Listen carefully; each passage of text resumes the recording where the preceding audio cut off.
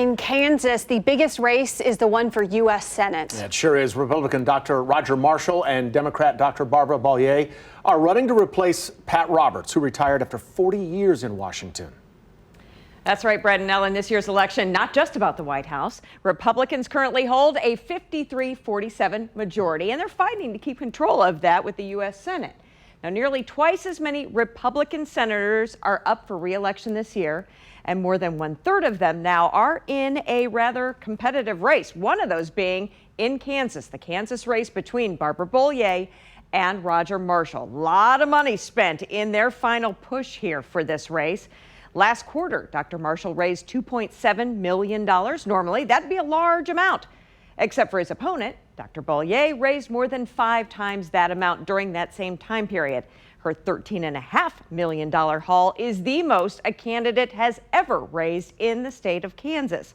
Plus, she added now several more million since that amount was tabulated. So tonight, we are keeping a close eye on both of these campaigns. KCTV5's Nathan Vickers is live for us now at the Cyrus Hotel. That's in Topeka, where Dr. Roger Marshall's campaign is preparing for a night of election returns. What are you hearing and seeing out there, Nathan?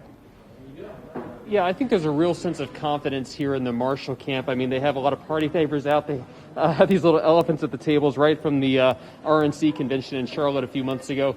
They're preparing to host over 100 people later, although not everyone will be able to get in the room itself because of crowd restrictions here at the hotel. But we actually had the chance to talk to Marshall as he came in earlier. Here he is coming into the hotel earlier this afternoon after he arrived in Topeka.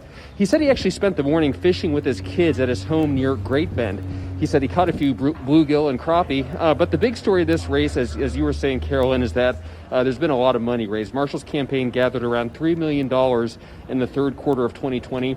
Dr. Barbara Bollier's campaign nearly quadrupled that, but both campaigns received a lot of out-of-state money. That's because this could be the closest any Democrat has come to taking a Senate seat in Kansas in more than 70 years. That's a pretty impressive streak, and Marshall believes Republicans will continue it into 2020.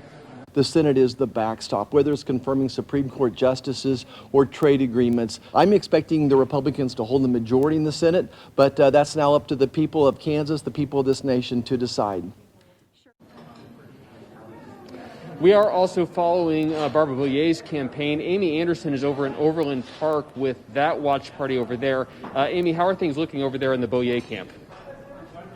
Well, hi, Nathan. Normally on election night, as you know, rooms like this are packed full of supporters.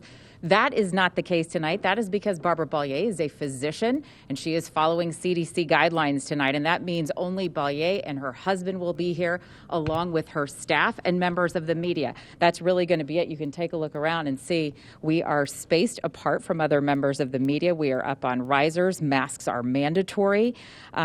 Usually we are packed in here like sardines, as any of us who have watched any of these parties over the years know. It's usually very crowded and very loud, and there are signs, and this is just a whole new experience for all of us. We did spend some time with Barbara Bollier this afternoon. I asked her what the message was that dozens of Republicans have endorsed her. This state has always been willing to vote across party lines for governor and on down the line, and I think there maybe just hasn't been the right candidate. But I am so proud to have their support and endorsement. And what they're saying is we need people who will work together. This isn't about being blue or red. It's about intertwining and being Kansans. And that's what we need to do, let alone the United States of America. Now, the Johnson County Election Office expected to release the first round of results coming up at 7:30. It will include votes cast at advanced voting locations and mail ballots that have already been returned. You know, we'll all be watching those numbers, and we'll be bringing you the latest throughout the evening. For now, reporting live in Overland Park, Kansas, Amy Anderson, KCTV5 News. Yeah, COVID has been weird, Amy. That's the loneliest looking watch party I've ever seen. All right, Amy, thank you.